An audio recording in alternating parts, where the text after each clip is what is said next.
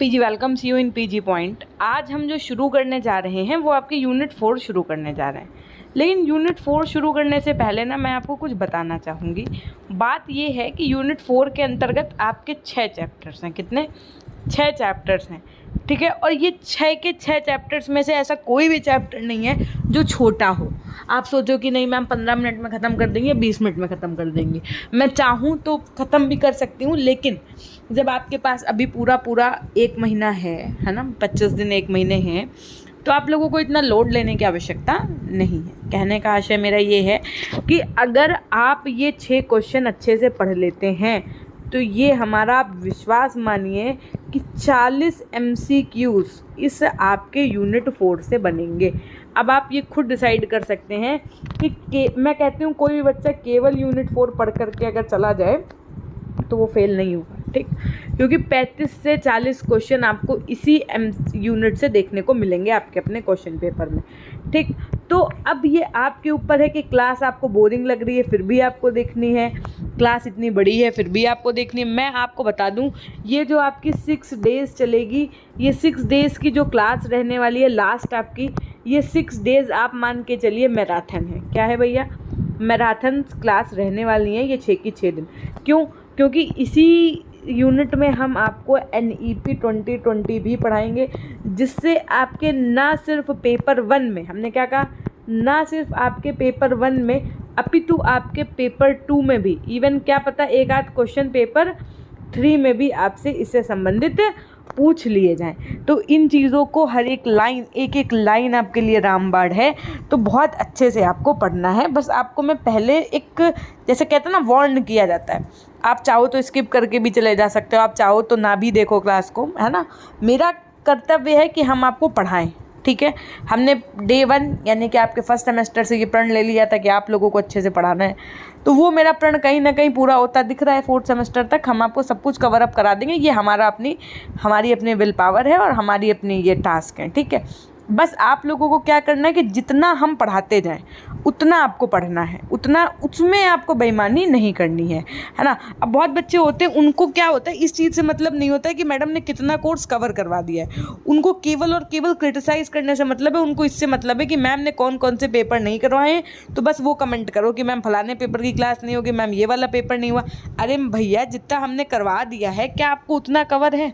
क्या आपको उतना अच्छे से आता है? पहले आप ये खुद से क्वेश्चन करिए। और ये एक टीचर की रिस्पॉन्सिबिलिटी होती है कि वो अपने टाइम तक कोर्स को कंप्लीट करवा ले। आप कल को टीचर बनने जाओगे, आपसे क्लास का बच्चा कहेगा कि मैम आप 2 दिन में हमको पूरा क्वार्टरली का कोर्स पढ़ा दो और बाकी के दिन केवल आप हमारा टेस्ट लो, अपने आप ही हमारे अच्छे नंबर आएंगे। हमने कहा नहीं, that is not the correct strategy.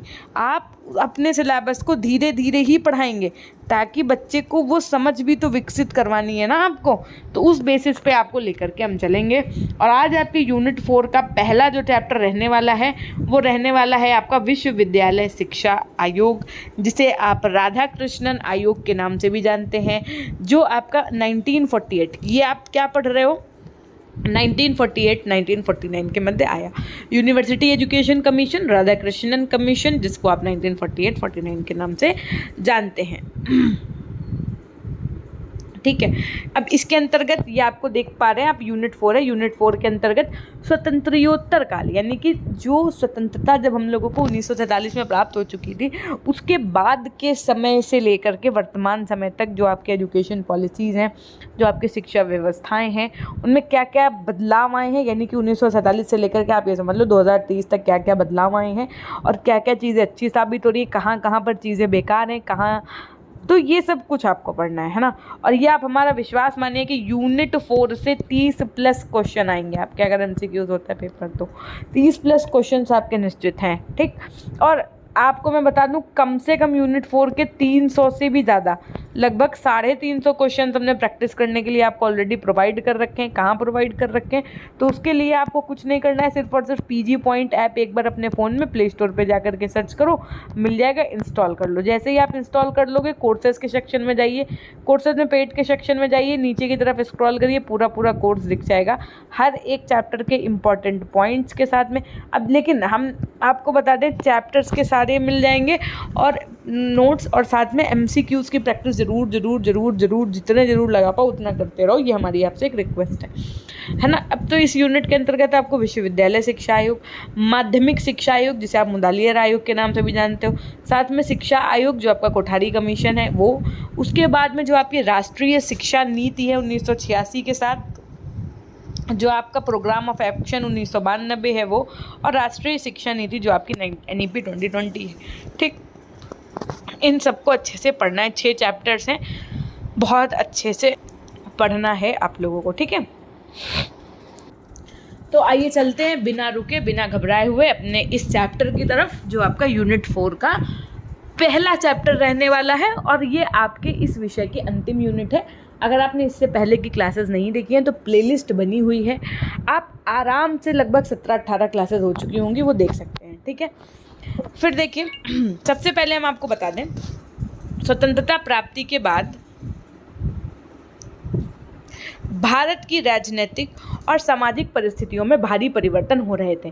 जैसा कि आपको पता है कि भैया 1947 से पहले की शिक्षा व्यवस्था आप सब पढ़ते आए हो, मैकाले का विवरण पत्र हो, चाहे वो घोषणा पत्र हो वुड का, चाहे वो अपना आपके लॉर्ड के कर्जन की समिति के द्वारा चीज़ें हो, या आपका शिमला शिक्षा सम्मेलन हो। इसके तहत आपने बहुत सी चीज़ें पढ़ी कि स्वतंत्रता पूर्व जो शिक्षा व्यवस्था थी वो कैसी थी, वैदिक काल में शिक्षा व्यवस्था कैसी थी, बौद्ध काल में, मध्यकाल में, सब कुछ आपने पढ़ा।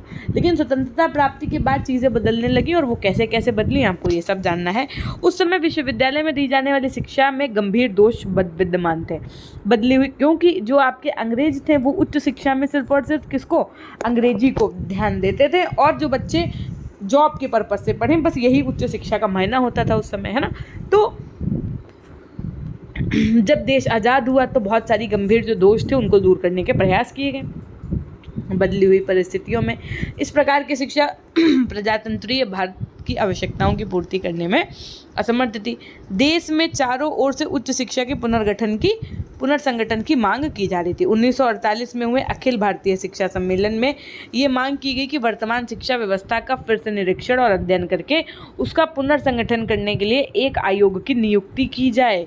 कब ये मांग की गई, किसके द्वारा भैया, तो 1948 में जो आपका अखिल भारतीय शिक्षा सम्मेलन हुआ उसमें ये मांग की गई कि जो उस समय की शिक्षा व्यवस्था है वो गड़बड़ है, उसको लेकर के समितियां बैठाई जाएं, उस पर एनालिसिस किया जाए, जो कुछ भी चीज़ें खराब हैं उनको सही किया जाए। तो अंतर विश्वविद्यालय परिषद और केंद्रीय शिक्षा सलाहकार बोर्ड ने भी एक प्रस्ताव पास करके भारत सरकार को विश्वविद्यालय शिक्षा आयोग नियुक्त करने के लिए कहा। प्रस्ताव में क्या कहा गया, तो इस प्रस्ताव में कहा गया कि भारतीय विश्वविद्यालय के कार्यों का मार्गदर्शन करने के लिए भारत सरकार हंटर कमीशन के आधार पर एक ऐसे आयोग की नियुक्ति करे जो क्या करे, मतलब उस आयोग का काम भी इन्होंने बताया कि क्या हो, जो विश्वविद्यालय शिक्षा पर देश की वर्तमान तथा भावी आवश्यकताओं को ध्यान में रखकर सुधार और विकास करे। विश्वविद्यालय मतलब उच्च हायर एजुकेशन, मतलब यूनिवर्सिटी लेवल पर। ठीक है, तो अब भारत सरकार ने, अब इन्होंने ये मांग किससे की, भारत सरकार से।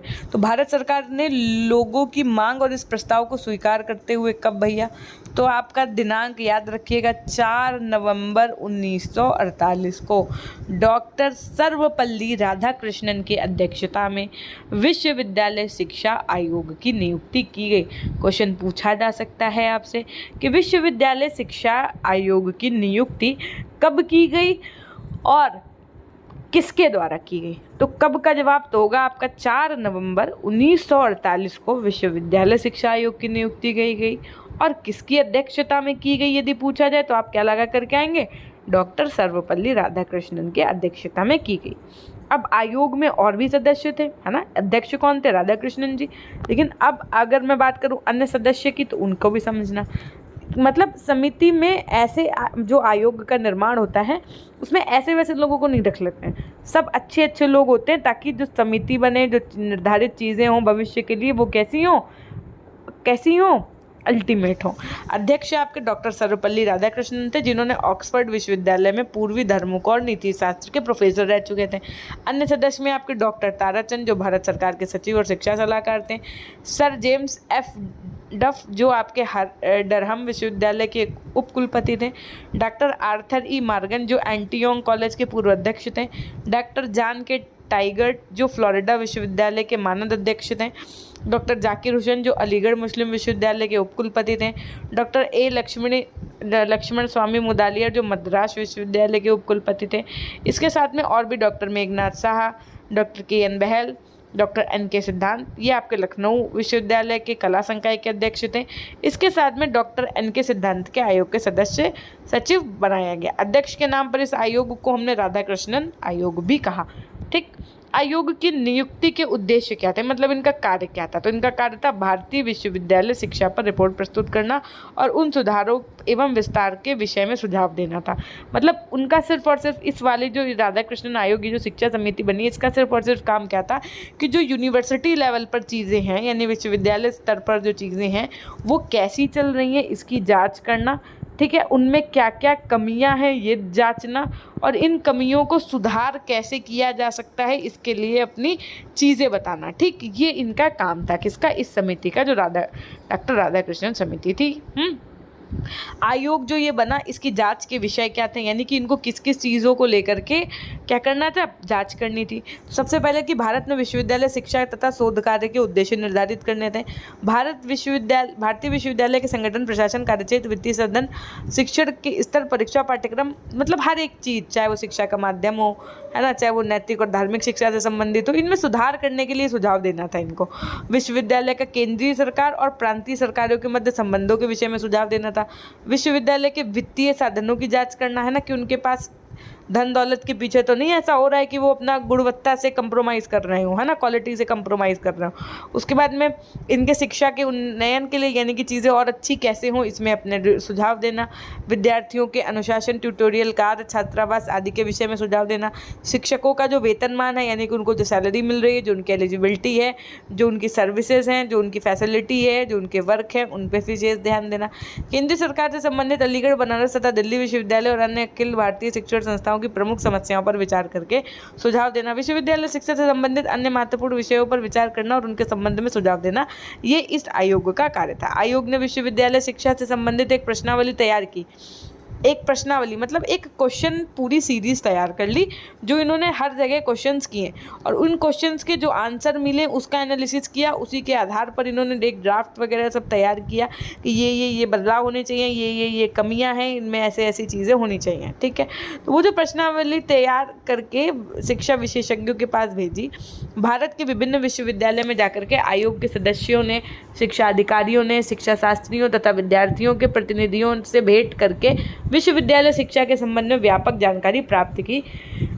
इस व्यापक जानकारी के आधार पर अथक परिश्रम से जो रिपोर्ट तैयार की गई, अब समझो इतना सब करने के बाद में एक रिपोर्ट तैयार की गई राधाकृष्णन आयोग के द्वारा।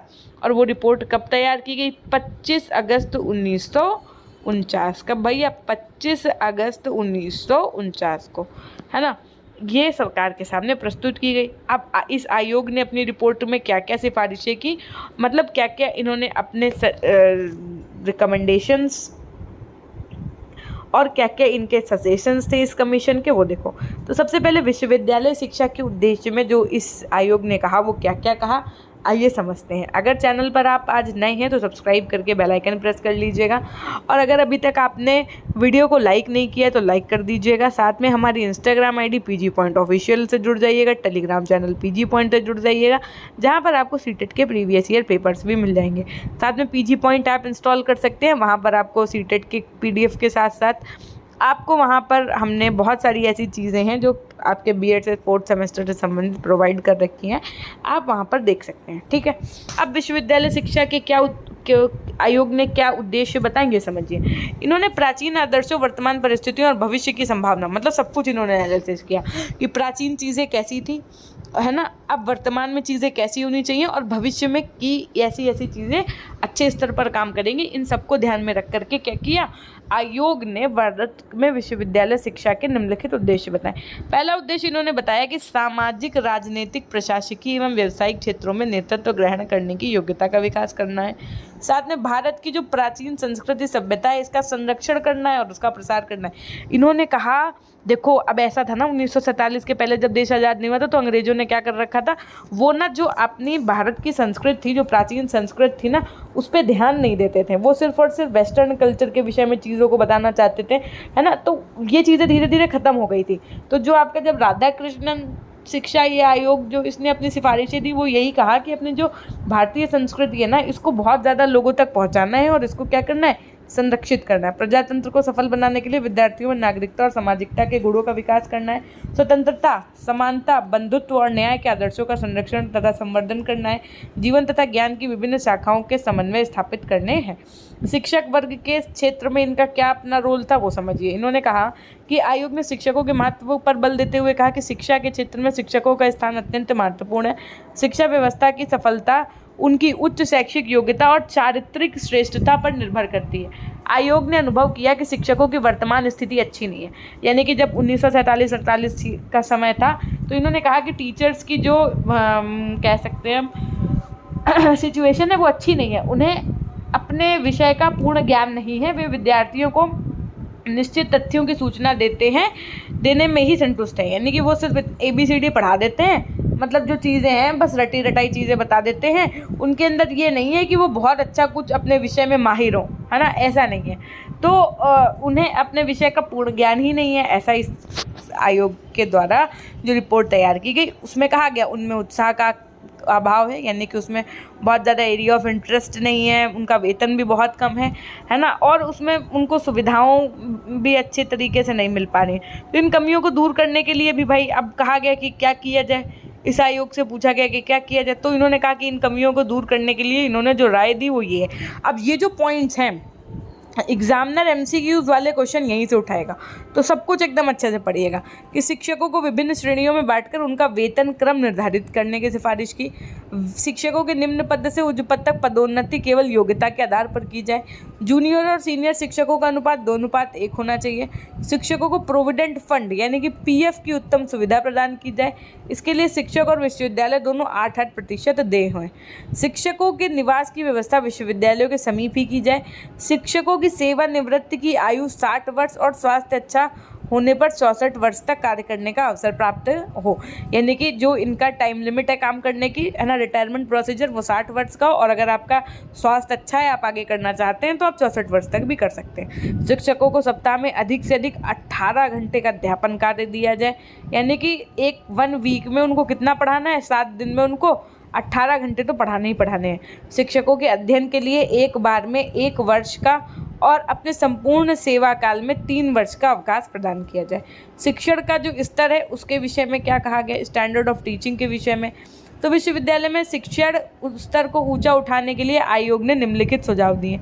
क्या सुझाव दिए कि विश्वविद्यालय में इंटर पास विद्यार्थियों को ही प्रवेश दिया जाए, यानी कि कॉलेज में कौन एडमिशन ले पाएगा या यूनिवर्सिटी में कौन पढ़ाई कर पाएगा भैया, जो बच्चा 12th कर चुका हो। जैसे कि आज भी आप देखो यही प्रोसीजर चल रहा है ना, आप अपना ग्रेजुएशन कॉलेज यूनिवर्सिटी वगैरह में कब एडमिशन लेते हैं, जब आप अपना 12th पास आउट कर लेते हैं। ऐसा तो नहीं है कि आप क्लास 8th में और आज चले जा रहे हैं BSc करने के लिए, दैट इज़ नॉट पॉसिबल ना। और ये कब से बना हुआ था, आप समझिए बात को, कब की ये सिफारिशें हैं, ये चीज़ें कब बनी हुई हैं, है ना। राधा कृष्णन शिक्षा आयोग के माध्यम से ये चीज़ें उनकी रिपोर्ट में कही गई हैं, जो कि आज भी 2023 चल रहा है और ऐसी ही चीज़ें चल रही हैं सुचारू रूप से। हाई स्कूल और इंटरमीडिएट परीक्षा में उत्तीर्ण विद्यार्थियों के लिए उचित रूप से जीविकोपार्जन करने के लिए पर्याप्त संख्या में व्यावसायिक और टेक्निकल संस्थाओं की स्थापना की जाए। सबसे बड़ा एग्जाम्पल आपके सामने पॉलिटेक्निक का है। आज भी विद्यार्थियों की संख्या विश्वविद्यालय से अधिक 3000 और संबद्ध कॉलेज में 1500 ही होनी चाहिए। विद्यार्थियों को 40% अंकों पर, अब समझो भैया 40% अगर आपके मार्क्स हैं तो थर्ड डिवीज़न, 45% अंक है तो आपका सेकंड डिवीज़न, और अगर आपके 70% अंक हैं तो आपको फर्स्ट डिवीज़न प्रथम श्रेणी प्रदान की जाएगी। परीक्षा दिवसों को छोड़कर विश्वविद्यालय में कम से कम 180 दिन कार्य दिवस का हो। किसी भी कक्षा के लिए पाठ्य पुस्तकें ना निर्धारित की जाए। व्यक्तिगत परीक्षार्थियों के ऊपर अधिक नियंत्रण रखा जाए। ट्यूटोरियल कार्य को अनिवार्य किया जाए तथा पुस्तकालय अध्ययन व लिखित कार्य पर बल दिया जाए। स्नातकोत्तर स्तर पर विचार गोष्ठियों को प्रोत्साहन दिया जाए, यानी कि ग्रेजुएशन के बाद जो है सेमिनार्स पर बच्चों को जो है क्या किया जाए, मोटिवेट किया जाए, सेमिनार्स करवाए जाए। विश्वविद्यालय, समझो तब के समय भी सेमिनार्स होते थे, हैं। विश्वविद्यालय और संबद्ध कॉलेज में उत्तम पुस्तकालय यानी कि अच्छी सी लाइब्रेरी और अच्छी सी लैबोरेटरी दोनों की व्यवस्था की जाए। विश्वविद्यालय में शिक्षकों के लिए अभिनव पाठ्यक्रम यानी कि रिफ्रेशर कोर्स की व्यवस्था की जाए। रिफ्रेशर कोर्स का मतलब क्या है मैम? हमने कहा जैसे मान लीजिए कोई प्रोफेसर जो है वो आज 40 साल से काम कर रहे हों वहाँ यूनिवर्सिटी में, अचानक से कोविड आ गया, उनसे कहा गया कि सर अब आपको ऑनलाइन क्लास लेनी है। मान लीजिए कि उनको कुछ चीज़ें नहीं पता है ना, तो वो उनको भी एक तरीके के रिफ्रेशर कोर्स के माध्यम से वो चीज़ें सिखाई जाएँ। ठीक है, यानी कि टीचर जो है वो, अगर ऐसा नहीं है कि भैया आप कल को अगर टीचर बन जाएंगे तो आप पढ़ना छोड़ देंगे, असंभव। जैसे एक डॉक्टर कभी पढ़ना नहीं छोड़ता है, जैसे एक लॉयर कभी पढ़ना नहीं छोड़ता है, वैसे ही एक टीचर भी होता है। टीचर जब तक अपने आप को अपडेट नहीं रखेगा तब तक टीचर क्या रहेगा, बच्चों के बीच में प्रिय नहीं हो पाएगा। आप अपने आप को हमेशा अपडेट रखिएगा, है ना, तो बच्चे भी आपको बहुत ज़्यादा लाइक करेंगे। पाठ्यक्रम की अगर मैं बात करूं, कोर्स ऑफ स्टडी की बात करूं, तो आयोग ने कहा कि औपचारिक शिक्षा के लिए पाठ्यक्रम आवश्यक है, यानी कि फॉर्मल एजुकेशन के लिए जो आपका सिलेबस है वो इम्पॉर्टेंट है और उसकी ज़रूरत भी है, क्योंकि इसके द्वारा ही विद्यार्थियों को विभिन्न क्षेत्रों का ज्ञान एवं अनुभव कराया जा सकता है। आयोग के अनुसार पाठ्यक्रम विस्तृत और लचीला होना चाहिए। इनके अनुसार क्या कहा गया, पाठ्यक्रम विस्तृत होना चाहिए और फ्लेक्सिबल यानी कि लचीला होना चाहिए, जिसमें विद्यार्थी अपनी रुचियों के अनुसार यानी कि अपने एरिया ऑफ इंटरेस्ट के अनुसार सब्जेक्ट का सिलेक्शन कर सके और अच्छे से पढ़ाई कर सके। स्नातक पाठ्यक्रम 3 वर्ष का रखा जाए। अब समझिए, आज भी ग्रेजुएशन आपका 3 साल का होता है, तब भी आपका बीए बीएससी बीकॉम जो ग्रेजुएशन है उसे 3 साल का रखा जाए। इंटरमीडिएट 12 वर्षीय शिक्षा उत्तीर्ण करके ही बच्चे को प्रवेश दिया जाए, यानी कि जब बच्चा 12th पास आउट कर ले तभी उसको ग्रेजुएशन में क्या किया जाए, एडमिशन दिया जाए। स्नातक की उपाधि प्राप्त करने की अवधि 3 वर्ष रखी जाए, यानी कि ग्रेजुएशन बच्चे के लिए 3 साल का होना चाहिए, है ना। उसके बाद में स्नातकोत्तर उपाधि जिसको ऑनर्स कहा जाता है, इसके 1 वर्ष बाद तथा सामान्य स्नातकों के 2 वर्ष बाद प्रदान की जाए। विश्वविद्यालय के पाठ्यक्रम में विज्ञान और कला के साथ साथ सामान्य शिक्षा की व्यवस्था की जाए। इसके अंतर्गत विज्ञान के विद्यार्थी कला व साहित्यिक विषयों का ज्ञान प्राप्त कर सकेंगे। इस प्रकार सामान्य शिक्षा तथा विशिष्ट शिक्षा में सामंजस्य स्थापित हो सकेगा और विश्वविद्यालय शिक्षा में व्याप्त विशिष्टीकरण के दोषों को दूर किया जा सकेगा। विद्यार्थियों के व्यक्तित्व के सर्वांगीण विकास के लिए शिक्षा के विभिन्न अंगों को परस्पर संबंधित करके पाठ्यक्रम में रखा जाए। स्नातकोत्तर प्रशिक्षण एवं शोध कार्य की अगर मैं बात करूं, ठीक, पोस्ट ग्रेजुएट ट्रेनिंग और रिसर्च वर्क में इन्होंने जो आपका पोस्ट ग्रेजुएट होता है ना भाई, अभी आज तक आपने देखा कि ग्रेजुएशन 3 साल का हो, इंटर के बाद ही एडमिशन दिया जाए। अब ग्रेजुएशन के बाद जैसे आप पीजी कर रहे होगे या किसी ने कर रखा होगा या कोई अपने बीएड के बाद करेगा, तो इसके लिए भी इन्होंने अपने जो है पॉइंट्स रखे। इन्होंने, आयोग ने कहा कि विश्वविद्यालय में उच्चतम शिक्षा और शोध कार्य की समुचित व्यवस्था पर बल दिया जाए। इसके विकास के लिए आयोग ने अपने कुछ सुझाव दिए। क्या सुझाव दिए? कि सभी स्नातकोत्तर कक्षाओं में प्रवेश प्रदान करने के नियम अखिल भारतीय स्तर पर निर्धारित किए जाएं। स्नातकोत्तर कक्षाओं में शिक्षण का संगठन भाषण, गोष्ठियों, पुस्तकालय अध्ययन, ट्यूटोरियल प्रणाली और प्रयोगशाला कार्य पर आधारित होना चाहिए। स्नातकोत्तर कक्षा के कार्यक्रम में अनुसंधान की विधियों का प्रशिक्षण भी सम्मिलित होना चाहिए। इस स्तर पर लिखित या मौखिक दोनों प्रकार की परीक्षाएं होनी चाहिए, यानी कि रिटन और इंटरव्यू टाइप दोनों चीज़ें होनी चाहिए। वैज्ञानिक विषयों में प्रयोगात्मक, जो आपके साइंस से रिलेटेड जो आपके सब्जेक्ट्स हैं उसमें क्या होने चाहिए भैया, एक्सपेरिमेंट्स भी होने चाहिए और एक्सपेरिमेंटल जो आपके कह सकते हैं एग्जाम्स होते हैं वो भी होने चाहिए। शोध कार्य के विद्यार्थियों का चयन अखिल भारतीय स्तर पर होना चाहिए। पीएचडी में शोध कार्य की अवधि कम से कम 2 वर्ष होनी चाहिए। पीएचडी के विद्यार्थियों का ज्ञान संकीर्ण न होकर के विस्तृत और गहन होना चाहिए। उनके साधारण ज्ञान और विषय पर उनके अधिकार की जांच करने के लिए एक मौखिक परीक्षा यानी कि वाइवा होना चाहिए। डीएलएड डीएससी की उपाधियां उच्च कोटि के मौलिक कृतियों पर ही दी जानी चाहिए। शोध करने वाले विद्यार्थियों को छात्रवृत्तियाँ, आप देखो आज भी अगर आप पीएचडी करना चाहते हैं और अगर आप नेट का पेपर जब देते हैं यूजीसी नेट का, और अगर आपका जीआरएफ में हो जाता है तो आज भी आपको स्कॉलरशिप मिलती है पीएचडी करने के लिए, ठीक है। व्यावसायिक शिक्षा से संबंधित इन्होंने बहुत सी चीज़ों पे ध्यान दिया। कृषि शिक्षा को लेकर के कहा कि चूंकि अपना इंडिया एक भैया क्या है, कृषि प्रधान क्षेत्र है, तो यहाँ पर कृषि की शिक्षा में राष्ट्र की प्रमुख शिक्षा के रूप में मान्यता दी जाए, है ना। कृषि नीति का निर्धारण उन्हीं व्यक्तियों के द्वारा की जाए जो कृषि का ज्ञान रखते हैं। प्राथमिक, माध्यमिक और उच्च शिक्षा में कृषि को एक महत्वपूर्ण विषय के रूप में पढ़ाया जाए। कृषि शिक्षा प्रदान करने वाली संस्थाएं यथासंभव ग्रामीण क्षेत्रों से बिलोंग करती हूँ। भारतीय कृषि अनुसंधान संस्थान, Indian council for agriculture research के साधनों में वृद्धि की जाए और ये संस्थान विभिन्न कृषि अनुसंधानों में संयोजक का कार्य करें। वाणिज्य शिक्षा को लेकर के, कॉमर्स एजुकेशन को लेकर के इन्होंने कहा स्नातक स्तर पर विद्यार्थियों को व्यावहारिक ज्ञान दिया जाए और व्यावहारिक ज्ञान प्राप्त करने के लिए उन्हें फर्मों अथवा व्यापारिक संस्थाओं में भेजा जाए। एमकॉम में कुछ ही विद्यार्थियों को प्रवेश दिया जाए और पुस्तकीय ज्ञान की अपेक्षा व्यवहारिक ज्ञान पर विशेष बल दिया जाए। बीकॉम उत्तीर्ण विद्यार्थियों को किसी विशेष शाखा में विशेषज्ञ बनने के लिए प्रोत्साहित किया जाए। कानून की शिक्षा को लेकर के, लॉ एजुकेशन को लेकर के इन्होंने कहा कि देश में कानून के कॉलेज का पुनर्संगठन किया जाए। कानून का पाठ्यक्रम 3 वर्ष का हो और पाठ्यक्रम के अंतिम वर्ष में विद्यार्थियों को व्यवहारिक ज्ञान, अच्छा व्यवहारिक ज्ञान का मतलब आप समझ रहे हैं, व्यवहारिक ज्ञान का मतलब है ट्रेनिंग दी जाए। जैसे लॉ का स्टूडेंट है तो लास्ट में उसको कोर्ट में, कचहरी में ट्रेनिंग दी जाए, ट्रेनिंग प्रोवाइड की जाए। जैसे आप लोगों की बीएड में टीचिंग लगी है ना, तो ये क्या है, व्यवहारिक ज्ञान के अंतर्गत आता है। ठीक है, इस तरीके से इन्होंने चिकित्सा शिक्षा को लेकर के कहा कि किसी भी मेडिकल कॉलेज में 100 से अधिक विद्यार्थियों को प्रवेश न दिया जाए, है ना, और हर एक विद्यार्थियों के लिए 10 रोगी उपलब्ध होने चाहिए। जो चिकित्सा स्नातकों के व्यवसाय में प्रवेश करने से पूर्व 1 वर्ष या 15 माह तक किसी चिकित्सालय में व्यवहारिक ज्ञान प्राप्त करने की व्यवस्था की जाए। सार्वजनिक स्वास्थ्य और नर्सिंग को विशेष महत्व दिया जाए। भारतीय चिकित्सा पद्धति को भी महत्व दिया जाए और क्षेत्र में अनुसंधान कार्य के लिए विशेष सुविधाएं प्रदान की जाए। साथ में प्रत्येक मेडिकल कॉलेजों में योग्य शिक्षकों को नियुक्त भी किया जाए। चिकित्सा शिक्षक के उच्च स्तर को बनाए रखने के लिए मेडिकल कॉलेजों को आवश्यक आर्थिक सहायता भी दी जाए, जिससे वे साधन संपन्न हो सके। शिक्षकों की शिक्षा समझ लीजिए, अब ये बात की जा रही है भैया बीएड वालों के लिए। टीचर्स के एजुकेशन के लिए राधाकृष्णन आयोग ने अपनी क्या राय दी, क्या सिफारिशें दी, क्या उनकी रिकमेंडेशंस थी, जानिए। इन्होंने कहा शिक्षक प्रशिक्षण के पाठ्यक्रम में सैद्धांतिक ज्ञान की अपेक्षा अध्यापन अभ्यास पर विशेष बल दिया जाए। मतलब अगर आप टीचिंग ट्रेनिंग कोर्स करा रहे हैं तो उनको पढ़वाने पे ध्यान दें अध्यापन कार्य में, यानी कि जैसे आप लोगों की लिए लेसन प्लान्स, फाइल्स वगैरह आप लोगों ने टीचिंग ट्रेनिंग की होगी अपनी, है ना, तो ये इस पर विशेष ध्यान दिया जाए। शिक्षा सिद्धांत के पाठ्यक्रम को लचीला और स्थानीय वातावरण के अनुकूल बनाया जाए। प्रशिक्षण संस्थाओं में उन्हीं शिक्षकों को नियुक्त किया जाए जिनको विद्यालयों में पढ़ाने का पर्याप्त अनुभव हो। अध्यापन अभ्यास के लिए केवल उपयुक्त विद्यालयों को ही चुना जाए। एमएड में उन्हीं विद्यार्थियों को प्रवेश किया जाए जिन्होंने कुछ वर्ष का शिक्षण का अनुभव हो। ऐसा अब भाई तब के ज़माने में तो बीएड था नहीं, तो ये एमएड था, तो इन्होंने कहा कि जैसे मान लो कोई टीचर पढ़ा चुका है, उसका एक्सपीरियंस है, तो वो डायरेक्ट एमएड भी कर सकता था। अब ऐसा नहीं है लेकिन, है ना, कि आप तुरंत 12th के बाद एमएड कर लो, that is not possible in present. Engineering और प्राविधिक शिक्षा पर भी इन्होंने ध्यान दिया और इन्होंने कहा देश की वर्तमान आवश्यकताओं के अनुसार विभिन्न प्रकार की इंजीनियरिंग और प्राविधिक कला का मतलब होता है टेक्निकल एजुकेशन, है ना, संस्थाओं की स्थापना की जाए और उनके पाठ्यक्रम का विस्तृत वर्णन किया जाए।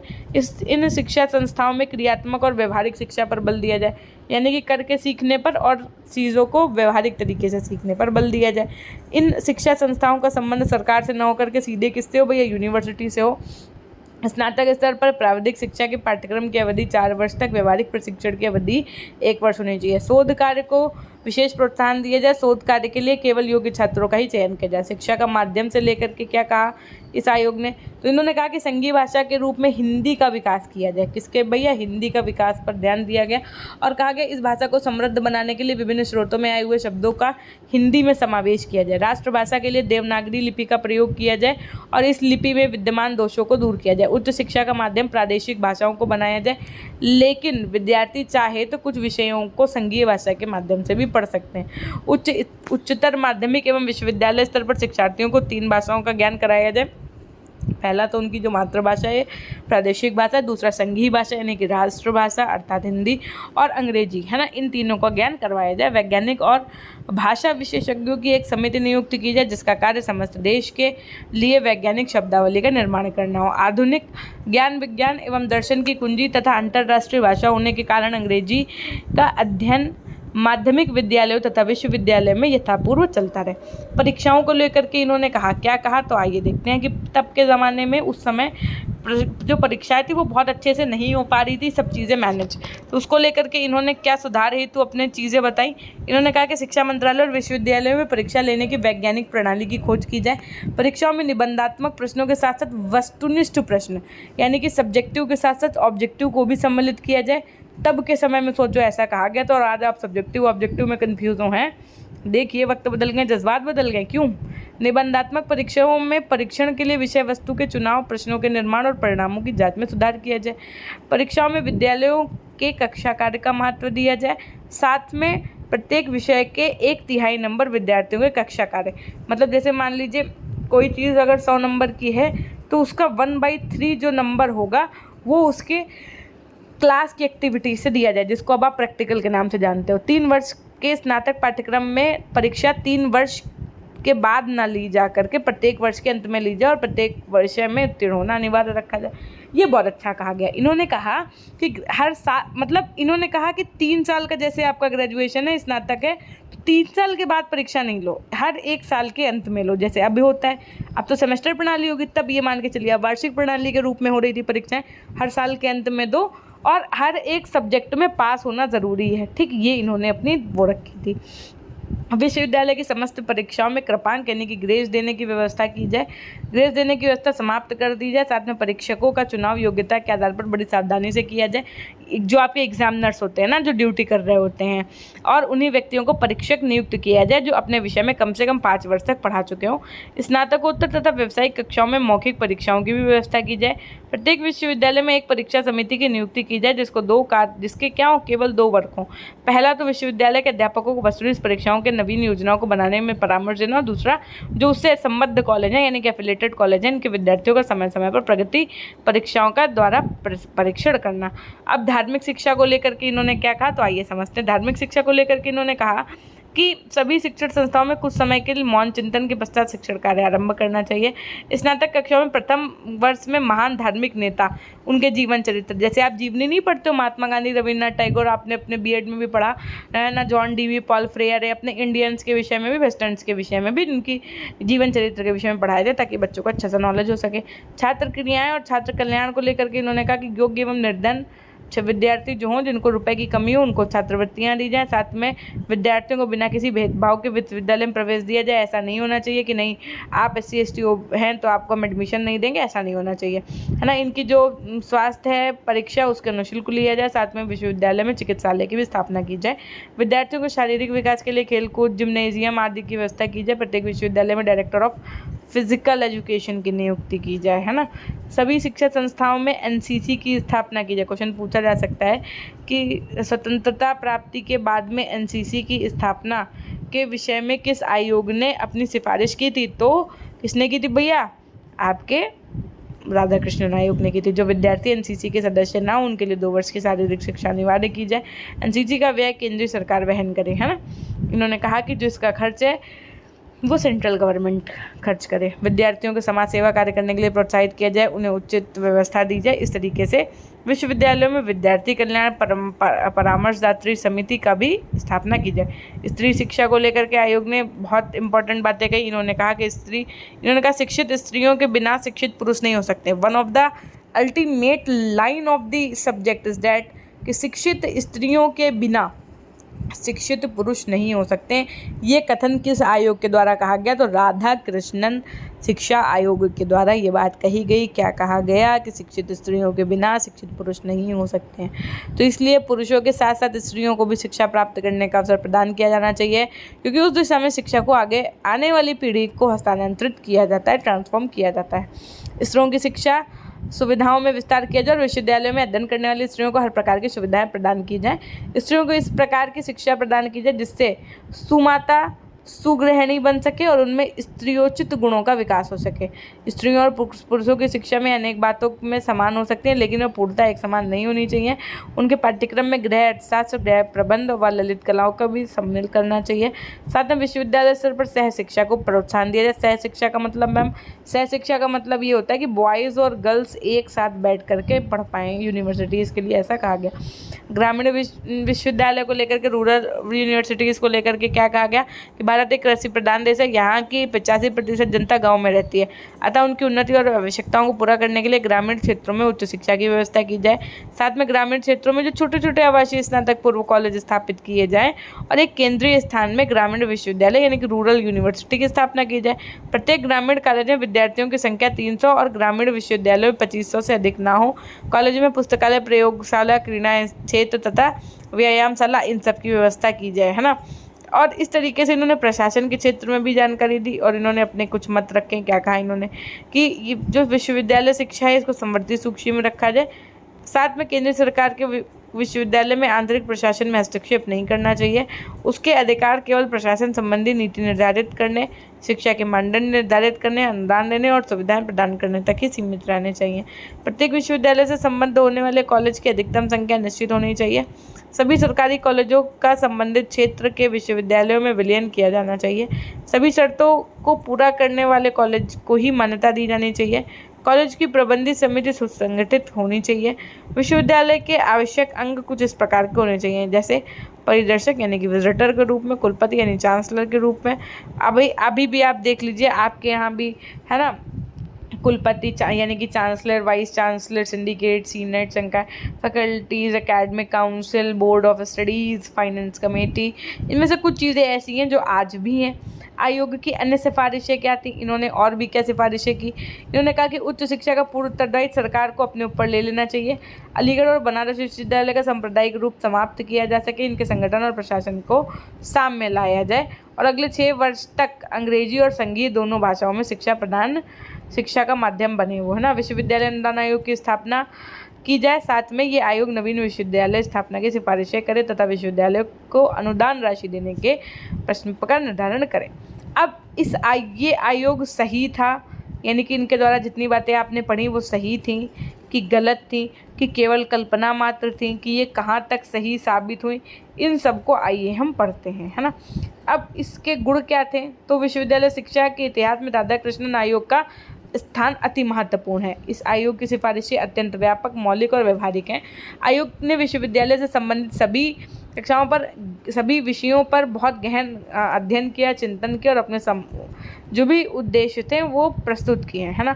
आयोग ने अपने प्रतिवेदन में एक तरीके से, अब आप क्या कर रहे हैं, चीज़ों को कंक्लूड करके पढ़ रहे हैं, है ना, उसका एक तरीके से निष्कर्ष पढ़ रहे हैं, तो अच्छे से पढ़िएगा, यहाँ से पॉइंट्स क्लियर होंगे। क्या कहा इन्होंने?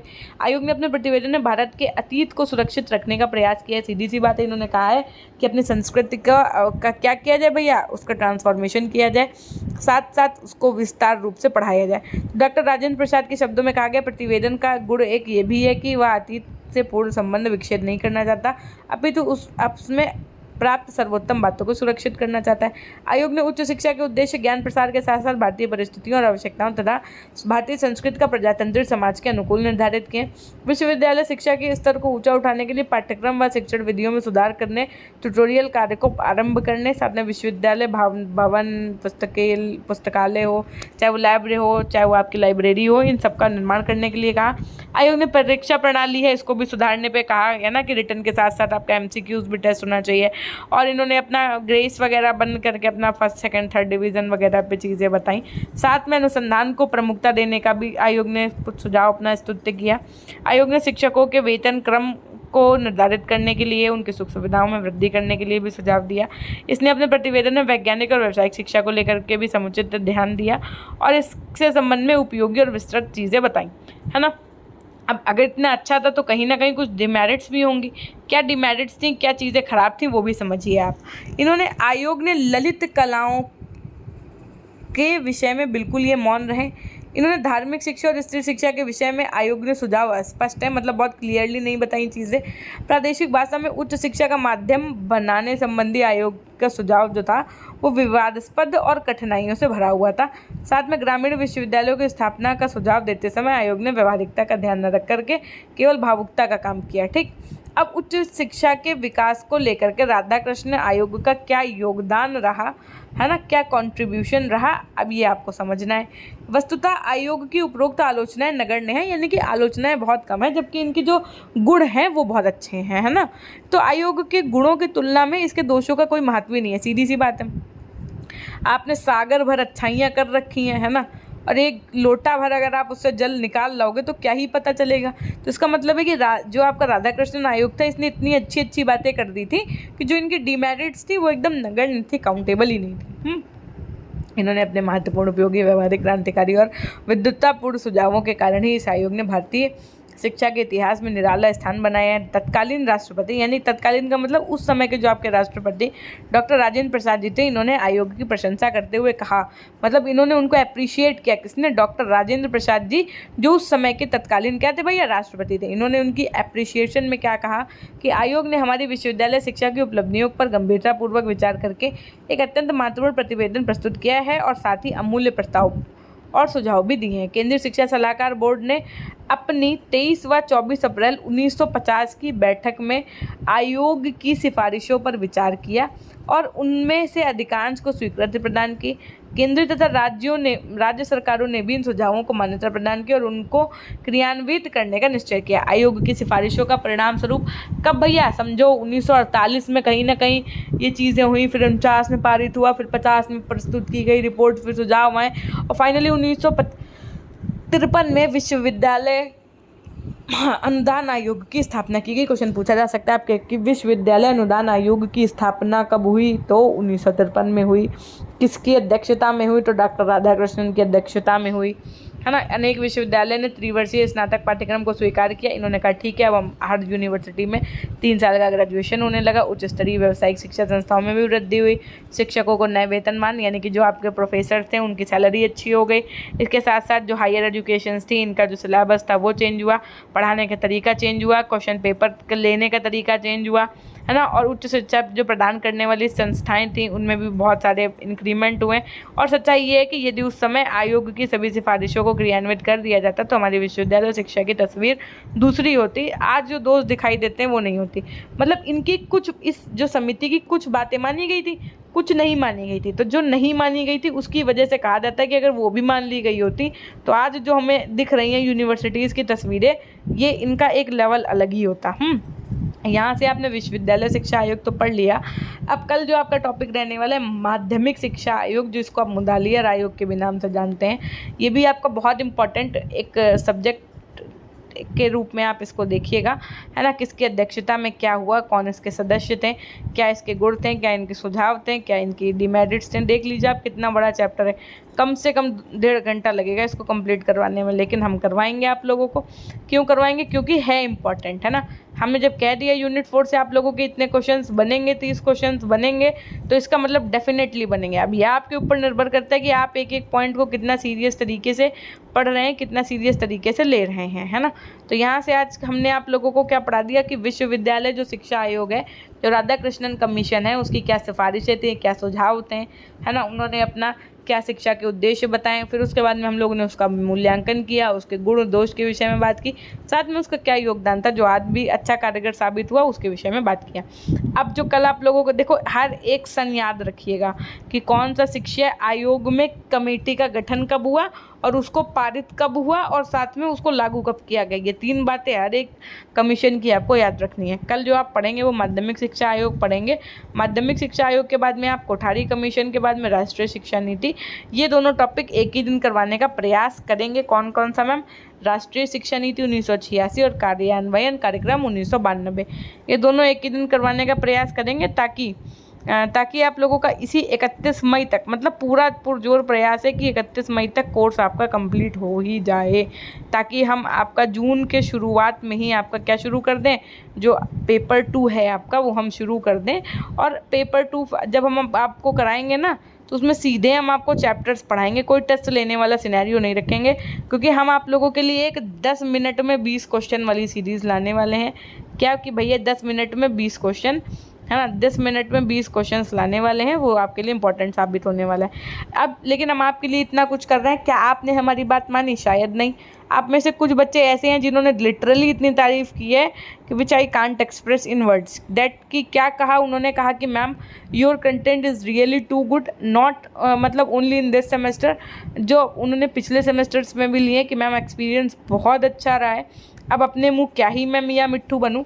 तो जो आपका बीएड का 4th सेमेस्टर है, 4th सेमेस्टर का जो आपका ये वाला पेपर है, जो आप ये पढ़ रहे हैं हमसे पेपर 1, इसके अब जैसे आपने आज ये चैप्टर पढ़ा, तो अब इसके 1 लीनियर नोट्स जो दिए हैं हमने अपने उसमें, वो आप पढ़ो, है ना। 1 लीनियर नोट्स वाला जो चैप्टर है वो पढ़ो, साथ में 50 से 100 क्वेश्चंस की प्रैक्टिस रोज़ करो, है ना। जब आप समझो 50 क्वेश्चन की प्रैक्टिस रोज़ करोगे तब आप 26 दिन में क्वेश्चन सॉल्व कर पाओगे, क्योंकि 1300 से ज़्यादा क्वेश्चंस हैं, 1300 से ज़्यादा क्वेश्चंस हैं। ये आप अपना माइंड मेकअप करके चलिए।